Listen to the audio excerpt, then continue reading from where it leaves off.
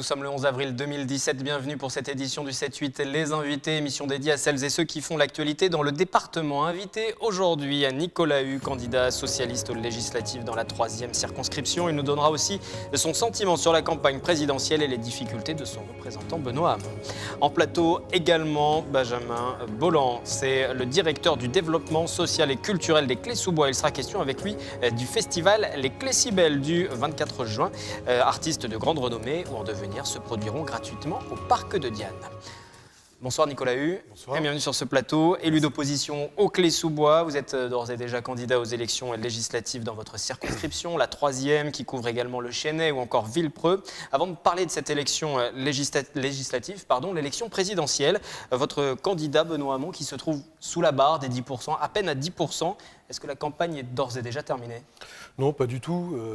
Et nous nous rappelons, et nous pouvons nous rappeler ce que nous avons vécu il n'y a pas si longtemps que ça, il y a 3 mois. Si nous avions écouté les sondages à cette époque-là, Benoît Hamon, nous n'en parlerions pas aujourd'hui, tout comme d'ailleurs le représentant de la droite, François Fillon, mais on aurait préféré par ailleurs, pour les questions qui l'occupent aujourd'hui, que l'on en parle un peu moins, évidemment. Donc évidemment, non, cette élection n'est pas finie, loin de là. Cette campagne n'est pas finie. Si l'on doit prendre les principales mesures que les Français aujourd'hui retiennent et retiendront de cette élection, celles qui ont marqué justement le débat politique, c'est celles qu'a porté Benoît Hamon, le revenu universel d'existence, la taxe sur les robots par exemple, l'abrogation de la loi travail, la protection de l'environnement avec la question sur les lobbies que Benoît Hamon a porté très haut. Et je pense que le débat a été structuré par Benoît Hamon et que la campagne n'est pas finie et que on a encore quelques jours pour pouvoir... Il reste 12 jours, parce voilà. qu'on voit néanmoins que c'est Jean-Luc Mélenchon qui grimpe dans les sondages. Il dépasse même aujourd'hui François Fillon. Ce serait lui le 3e homme si l'élection avait lieu demain et si on en croit les sondages. Vous dites quoi ? Qu'il faut se retirer peut-être au profit de Jean-Luc Mélenchon ? Parce qu'il y a eu un moment où il y a eu une rumeur aujourd'hui sur un envoi potentiel de SMS d'un co-directeur de campagne à certains journalistes pour évoquer un possible retrait de Benoît Hamon. Des rumeurs, il y en aura jusqu'à la fin de la campagne. Aujourd'hui, Benoît Hamon a évidemment son programme et son projet, qui n'est pas celui de Jean-Luc Mélenchon, et sur quelques thèmes bien précis, notamment l'Europe. Aujourd'hui, nous avons quelques points de divergence sur ce sujet. La question d'un retrait de l'un ou de l'autre s'est posée à un moment donné, ne se pose plus aujourd'hui. Et je pense que chacun doit aller au bout de sa campagne pour montrer aux Français que la gauche sait avoir des débats, mais qu'elle sait aussi se rassembler le jour où il faudra se rassembler, que ce soit pour Benoît Hamon le 23 avril, derrière Benoît Hamon le 23 avril, ou derrière Jean-Luc Mélenchon le 23 avril. Sur le terrain, quel message vous passez justement ? Vous vous dites qu'il n'y a pas de vote utile, parce que c'est ça aussi qui passe en ce moment comme message. Tout à fait, c'est exactement ça. Enfin, nous, c'est ce que l'on défend depuis le début de cette campagne, c'est enfin, votons pour quelqu'un, mais au-delà de quelqu'un, votons pour un programme, pour des idées novatrices. Et je pense que cette idée du vote utile a perturbé bon nombre d'électeurs, bon nombre de concitoyens, parce que précisément, le spectre d'un 21 avril semblait une nouvelle fois se mettre en place. Et bien entendu, c'est un sentiment qui aujourd'hui doit être dépassé, parce que nous pensons que faire de la politique, c'est évidemment regarder demain, et regarder demain, c'est porter des propositions claires et innovantes pour l'ensemble de nos concitoyens. Si on regarde justement demain, après cette élection présidentielle, il y a le 3e tour, c'est l'élection législative. Est-ce que vous êtes inquiet ? Parce qu'en cas de défaite sévère du Parti socialiste, le nombre de députés pourrait fortement réduire à l'Assemblée, entre 20 et 60 députés peut-être ? Aujourd'hui, la question de la défaite ne se pose pas. Nous en parlerons le 23 avril au soir, et nous en reparlerons encore plus le 7 mai au soir du second tour. Cette question de la défaite et cette question des législatives se posera en temps voulu.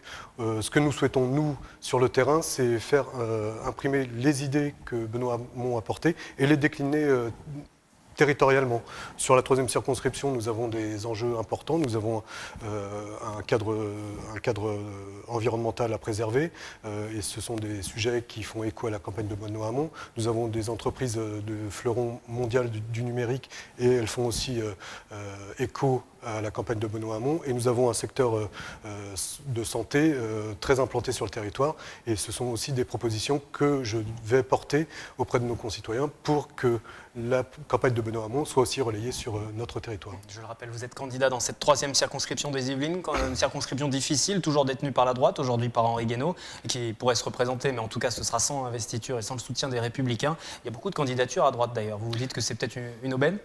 C'est peut-être une aubaine, mais en même temps, moi je regarde, comme nous le faisons nous depuis le début, je regarde notre chemin, notre sillon et nos propositions. Ce que la droite fera, c'est son affaire. Elle a choisi un candidat qui aujourd'hui, je parle sur la présidentielle, qui a les pires peines du monde à s'imposer en regard de ce qu'il a derrière lui comme pactage à porter. Sur la circonscription, aujourd'hui, nous n'avons aucune idée de qui portera ces couleurs. Ça ne m'importe peu. Aujourd'hui, il y a un député sortant qui, il faut bien le dire, sur notre territoire n'a apporté pas grand-chose, en tout cas n'a pas fait beaucoup avancer les questions territoriales et n'a même pas été fortement investi dans le travail parlementaire, puisque je rappelle que l'année dernière, aucune intervention n'a été faite de sa part à l'Assemblée, que la seule proposition qu'il a portée était une résolution sur la justice qui demandait à ce que le parquet arrête les poursuites envers un certain monsieur Henri Guénaud. Une dernière question, parce que vous avez dénoncé via un communiqué de presse récemment la tournure un peu de la campagne sur cette 3e circonscription. Tout à fait, oui.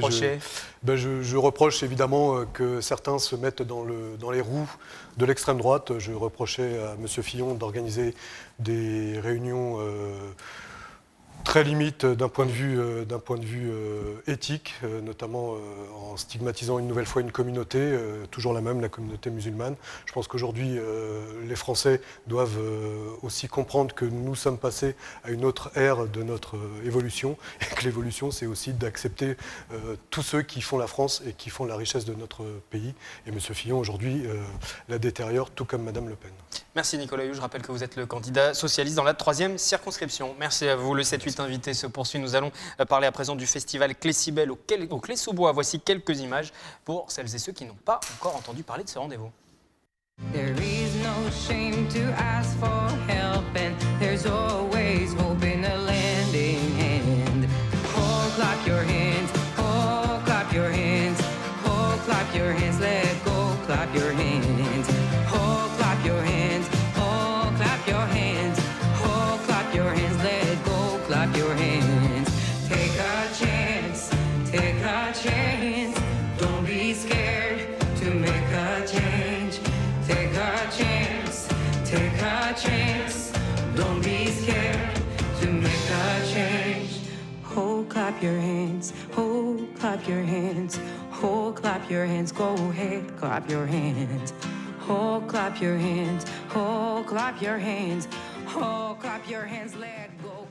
Imani qui sera à tête d'affiche du festival Clé-Cybèle 2017. Bonsoir Benjamin Bolland, vous êtes le directeur du développement culturel et social au Clé-sous-Bois et vous préparez ce festival qui se déroulera le 24 juin. On parlera tout à l'heure de la programmation. D'ores et déjà, on peut dire que c'est un rendez-vous incontournable sur cette commune. Tous les 2 ans, les Clé-Cybèles. C'est ça. Depuis les années 90, c'est vraiment le rendez-vous qu'attendent les Clésiens et bien au-delà.